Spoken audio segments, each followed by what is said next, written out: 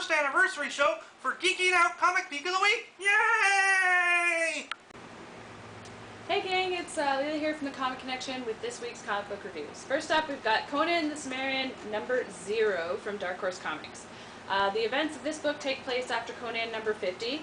Conan returns to Cimmeria and finds himself fighting would-be invaders. This is a really good jumping on point for people who want to start reading Conan but are afraid that, you know, if they miss the previous 50, they won't know what's going on. This is a good jumping on spot because he's on to his next phase of his life where he's transitioning from thief and rogue to mercenary and pirate.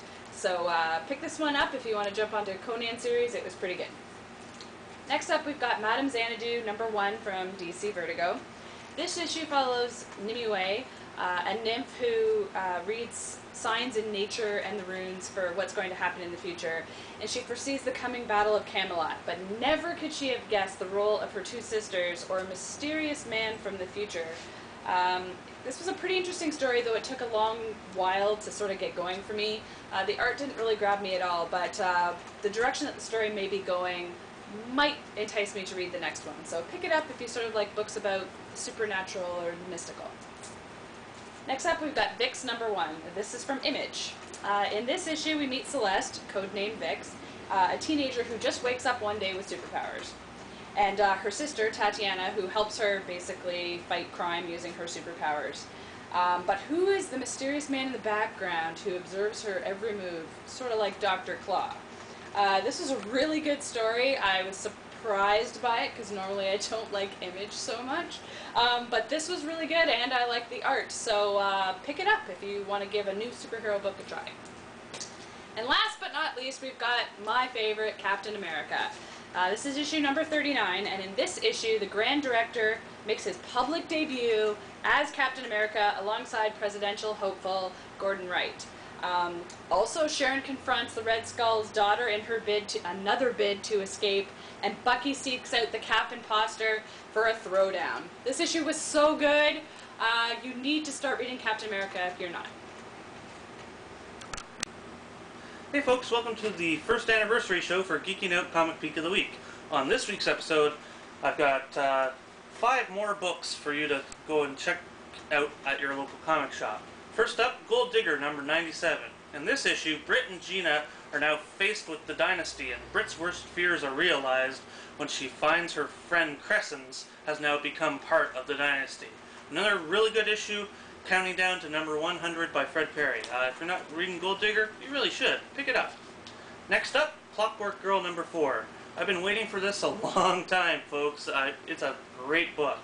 In this issue, the scientists face off, but soon must join together to help save Clockwork Girl.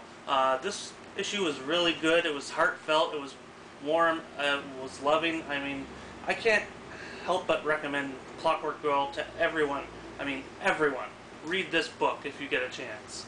Next up, Fire and Brimstone by Richard Moore from Antarctic Press. In this issue, a demoness and an angel accidentally let loose a demon horde on Earth. So, as punishment, they're sent out to capture all the demons. But on Earth, they're mortal. I really like this. It's really good. Richard Moore's art is understated but fantastic.